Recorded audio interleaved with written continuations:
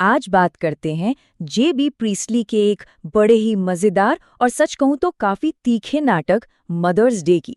ये कहानी है एक ऐसे परिवार की जहां माँ की कोई कदर ही नहीं है, मतलब तब तक जब तक वो सब कुछ अपने हाथ में लेने का फैसला नहीं कर लेती। सोचिए जरा क्या होता है जब घर का वो इंसान जिसे सब सबसे हल्के में लेते हैं अचानक से नहीं बोलना शुरू कर दे। क्या सब कुछ बदल जाता है? यही वो सवाल है जो इस नाटक के बिल्कुल सेंटर में है।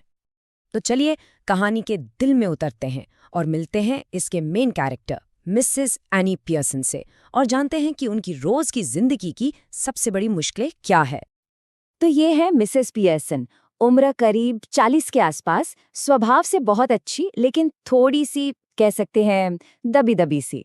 दिक्कत ये है कि उनका अपना ही परिवार जो बड़ा बेपरवाह और मतलबी है, उनसे एक बिना पगार की नौकरानी जैसा बर्ताव करता है। दिन भर खटकी हैं पर बदले में न कोई शुक्रिया न कोई इज्जत, और बस यहीं से हमारी कहानी का ताना बाना शुरू होता है। अब कहानी में एक नया मोड़ आता है।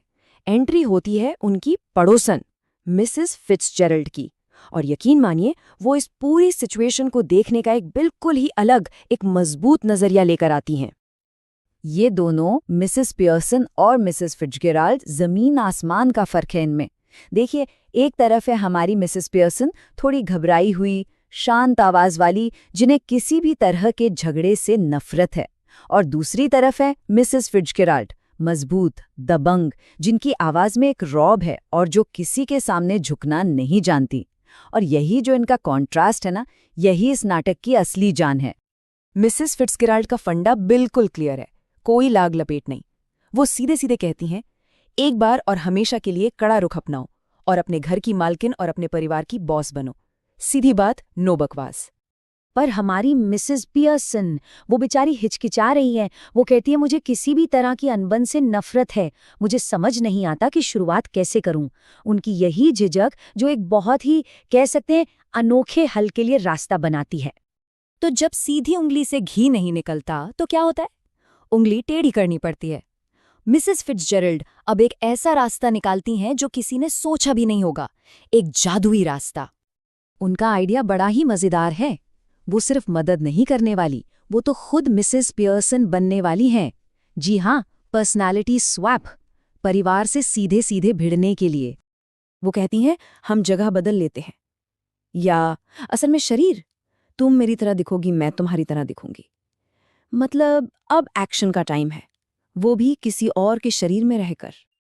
और ये होता कैसे है? एक मंत्र से जो उन्होंने पूरब में कहीं सीखा था, अष्ठटा डम अष्ठटा लम अष्ठटा लमडम बोना, और बस इसी एक पल में पूरा का पूरा खेल पलट जाता है और जादू काम कर जाता है। एक पल में दोनों के व्यक्तित्व बदल जाते हैं। जो दब्बू मिसेस पियर्सन थीं, वो अब बेबाक हो जाती हैं, और जो दबंग मिसेस फिट्जजेराल्ड थीं, वो घबरा जाती हैं। अब मंच सज चुका है एक बड़े ड्रामे के लिए। तो देखते हैं कि ये नई बोल्ड मिसेस पियर्सन एक्शन में कैसी लगती हैं। घर में अब माहौल बिल्कुल अलग है। नई मिसेस पियर्सन आराम से बैठी हैं, सिगरेट जला रही हैं, ताश खेल रही हैं और इंतजार कर रही हैं अपने परिवार के पहले सदस्य के आने का। ये वो पुरानी मिसेस पियर्सन तो कतई नहीं है। और अब वो पल आ गया है जिसका इंतजार था। परिवार घर लौटता है और उनका सामना होता है एक ऐसी माँ से जिसे वो पहचान ही नहीं पा रहे। सबसे पहले आती है बेटी डोरिस, और आते ही हुक्म चलाती है, आपको मेरे लिए इसे इस्त्री करना होगा, आप हमेशा करती हैं। उसे तो लगता है सब पहले जैसा ही है, लेकिन ये नई माँ के लिए पहला टेस्ट है। और जवाब मिलता है ऐसा कि डोरिस के होश उड़ जाते हैं। मिसेस पियर्सन कहती हैं, खैर इस बार मैं नहीं करूंगी, मैं तुमसे 2 गुने घंटे काम करती हूँ और मुझे इसके लिए न तो कोई तनख्वाह मिलती है और न ही धन्यवाद। ये सिर्फ ना नहीं था, ये एक आईना था। फिर आता है बेटा सिरिल, बड़े हक से पूछता है, हेलो मॉम, चाय तैयार है? और जवाब एक सीधा और सपाट नहीं। बस इतना ही काफी था उसे हैरान करने के लिए। तो बच्चों के लिए तो सब कुछ उल्टा पुल्टा हो गया था। उनकी माँ अब क्या कर रही थी? टेबल पर बैठकर सिगरेट पी रही थीं, ताश खेल रही थीं, चाय बनाने से मना कर दिया था, स्टाउट पी रही थीं, और तो और सबको डांट भी रही थीं। यहाँ तक कि उन्होंने हफ्ते में 40 घंटे काम करने की मांग भी रख दी। अब सिरिल बेचारा परेशान होकर पूछता है, क्या होगा अगर हम सब ऐसे ही बात करने लगें? और यही तो मजा है। विडंबना देखिए, ये लोग तो सालों से अपनी माँ से ऐसे ही बात करते आ रहे हैं, पर उन्हें आज तक इसका एहसास ही नहीं हुआ।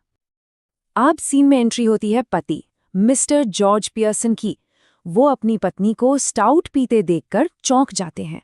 पूछते हैं, तुम स्टाउट क्यों पी रही हो? और जवाब मिलता है, क्योंकि मेरा मन किया। बस, बात खत्म। तो इस पूरे ड्रामे का सार क्या है? यही कि पहली बार पियर्सन परिवार को अपनी माँ एक नौकरानी के तौर पर नहीं, बल्कि एक इंसान के तौर पर नजर आ रही है। उन्हें ये सोचने पर मजबूर होना पड़ रहा है कि उनकी माँ की भी अपनी एक जिंदगी है, अपनी पसंद नापसंद है। तो एक बड़ा सवाल जो ये नाटक हमारे सामने छोड़ जाता है वो ये है कि क्या सिर्फ एक दोपहर का ये ड्रामा, ये बगावत किसी परिवार के सालों पुराने डायनामिक्स को हमेशा के लिए बदल सकती है?